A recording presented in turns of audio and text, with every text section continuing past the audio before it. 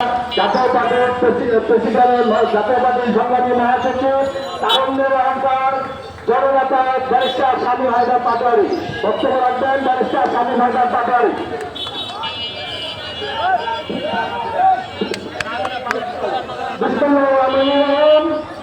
প্রিয় নেতাকর্মীবৃন্দ, প্রেসিডেন্ট সদস্যবৃন্দ, অঙ্গ সংগঠনের নেতৃবৃন্দ এবং প্রিয় সাংবাদিকবৃন্দ, বৃন্দ হচ্ছে আজকের এই মিলাদবাদী আলোচনায় আপনারা এসেছেন। আপনাদের প্রতি আমরা কৃতজ্ঞ। আজকে বিশ্বনবীর জন্মদিবস এবং ওফাত দিবস, যার জন্ম হওয়ার কারণে আমরা বর্তমানে একটি ধর্ম পেয়েছি, ইসলাম ধর্মকে নবরূপে। তিনি এতিম ছিলেন, তার জন্মের আগেই তার বাবা মারা গিয়েছিলেন এবং কিছুদিন পরে মাও মারা গিয়েছিলেন। এতিম থেকেও উনি অভিভাবক ছিলেন তার আল্লাহ, অভিভাবক ছিলেন তার মক্কার মানুষ। তিনি মক্কার মানুষকে মুক্ত করেছিলেন মূর্তি পূজা থেকে, অন্যায় থেকে, অবিচার থেকে, এবং আস্তে আস্তে মুসলমানরা পৃথিবীর অর্ধেক দখল করে ফেলে। খুব দুঃখ লাগে, তার মৃত্যুর কিছুদিন পরেই আমাদের চারজন খলিফারই অপমৃত্যু হয়েছিল। কয়েকজনকে নামাজ পড়া অবস্থায় মারা হয়েছিল।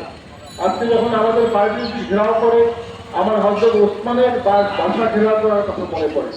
হযরত ওসমানের বাসা এভাবে ঘেরাও করে রাখা ছিল 2 দিন 3 দিন। এক পর্যায়ে হত্যাকারীরা হযরত ওসমানের বাড়িতে গেলেন। তিনি যখন কোরআন পড়ছিলেন, তাদের মধ্যে একজন ছিলেন হযরত আবু বকরের বড় ছেলে। তো হযরত ওসমান তখন বললেন, আজকে তোমার বাবা রাখলে এই কষ্ট পেতেন। তখন আবু বকরের বড় ছেলে আর তরোয়াল চালালেন না, বাকিরা চালালেন। খুব নির্মমভাবে 2 দিন হযরত ওসমানের লাশ সেখানে পড়েছিল। পরে হযরত ওসমান একজন স্ত্রী, তিনি বলেন, তোমরা যদি খুব দ্রুত হযরত ওসমানের কবর সুন্দরভাবে না দাও, আমি চুল করে রাস্তায় নেমে পড়বো। তখন তাকে সমাহিত করা হয়। মুসলমানদের মধ্যে প্রথম ফাসাদ শুরু হলো এভাবে। হযরত আলী, উনি ওসমান হত্যার বিচার করতে একটু বিলম্ব করছিলেন, কারণ তখনও সময় হয়নি। এই নিয়ে হযরত আলীর সাথে হযরত আয়েশার একটি যুদ্ধ হয়। প্রথম যুদ্ধ ইসলামের, মুসলমানদের সাথে মুসলমানদের। অনেক সাহাবী সেই যুদ্ধে মারা যায়। যুদ্ধে বিবি আয়েশা উনি পরাজিত হন, কিন্তু তাকে কোনো অসম্মান করা হয় না, তাকে সসম্মানে রাখা হয়। আজকে হযরত মুহাম্মদ রাসূলের আদর্শ আমাদের ধারণ করতে হবে, লালন করতে হবে। ইসলাম মানে শান্তি। আজকে কেউ যদি বলে আমি ইসলামের ধারক আর সে অশান্তি প্রচার করে, তাহলে সে ইসলামের ধারক না, বাহক না, সে মুসলমান না। আমরা এই সময় দেখেছি আমাদের পার্টি অফিসে গত 1 বছরে প্রায় 6 থেকে 7 বার আগুন দেওয়ার চেষ্টা করা হয়েছে, ভাঙচুর করা হয়েছে। 3 বার আগুন দেওয়া হয়েছে, 3 বার। আমরা একটি নিন্দা জানাই। আমরা একটা শান্তির দেশ চাই, আমরা একটা সৌহার্দ্যের দেশ চাই। আমরা কখনো কারো পার্টি অফিসে আঘাত করতে চাই না। আমরা কখনো কারো পার্টি অফিসে আগুন দেই না। আমরা কখনো কারো গ্রেফতার দাবি করি না। আমরা কখনো কারো ফাঁসি চাই না। আমরা ন্যায় বিচার চাই। জাতীয় পার্টি ন্যায় বিচার চায়। জাতীয় পার্টি ন্যায় বিচার প্রচার করতে চায়। আজকে জাতীয় পার্টির উপর অন্যায় চাপিয়ে দেওয়ার চেষ্টা করা হচ্ছে। ইসলামের আদর্শে বলিয়ান হয়ে, বিশ্বনবীর আদর্শে বলিয়ান হয়ে আমরা এই সকল চক্রান্ত নস্বাত করে দেবো ইনশাআল্লাহ। তাই আমার জাতীয় পার্টির অফিস যতবার ভেঙে দিক, ততবার আমরা ফিরে আসবো।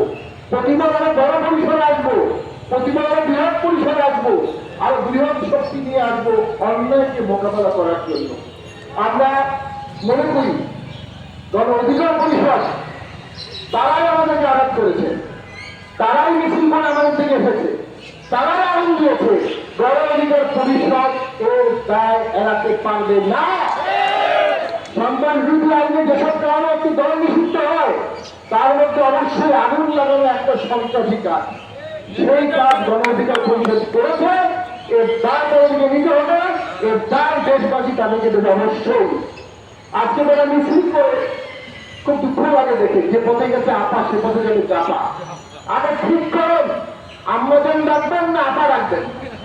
কখনো আম্মাজান রাখবেন, কখনো আপা রাখবেন। যে আপা সে তো আম্মা না, আর যে আম্মা সে তো আপা না।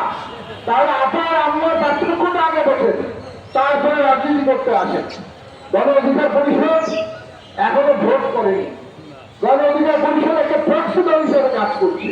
তারা একটা এজেন্ডা নিয়েছে, জাতীয়তাবাদীকে ধ্বংস করার এজেন্ডা এবং একটা অরাজনৈতিক এজেন্ডা নিয়ে তারা কাজ করছে। এই অরাজনৈতিক এজেন্ডা তাদের বাস্তবায়ন হবে না, হবে না, হবে না। জাতীয়তাবাদীকে ছাড়া কোনো ভোট হবে না।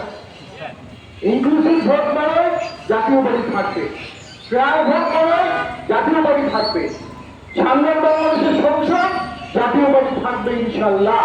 তবে দেশের সরকার মত নিয়ন্ত্রণ করতে পারে না, দেশের সরকার মাদার নিয়ন্ত্রণ ব্যাখ্যা করতে পারে না, যে দেশের সরকার উপদেষ্টা বলে একটা পার্টি অফিসে আগে দেওয়া মত না রাজনৈতিক কর্মসূচি, আমি মনে করি সেই সরকার নির্বাচনের জন্য প্রস্তুত না। যখন একটি রাজনৈতিক দল আগুন নিয়ে আরেকটি রাজনৈতিক দলের অফিসে আগুন দিতে আসে, এটা অবশ্যই মত সন্ত্রাস এবং শাস্তিযোগ্য অপরাধ। সরকারের দায়িত্ব এই শাস্তিযোগ্য অপরাধের বিচার করা।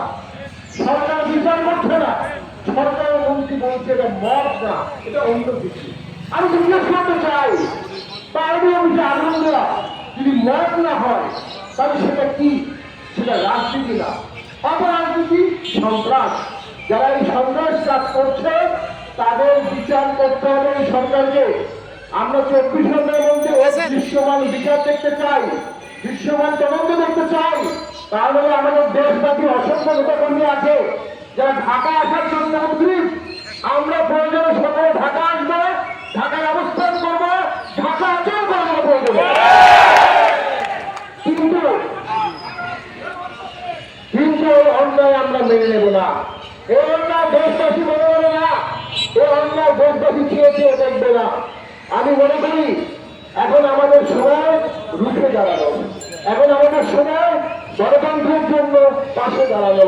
সকলে এই মৌলবাদীর দিনে বিশ্ববাদীর আদর্শ উদ্বুদ্ধ হয়ে একটা বিরাট করতে হবে গণতন্ত্রের জন্য, একটা বিরাট করতে হবে আন্দোলনটির জন্য, একটা বিরাট করতে হবে সমাবেশের জন্য।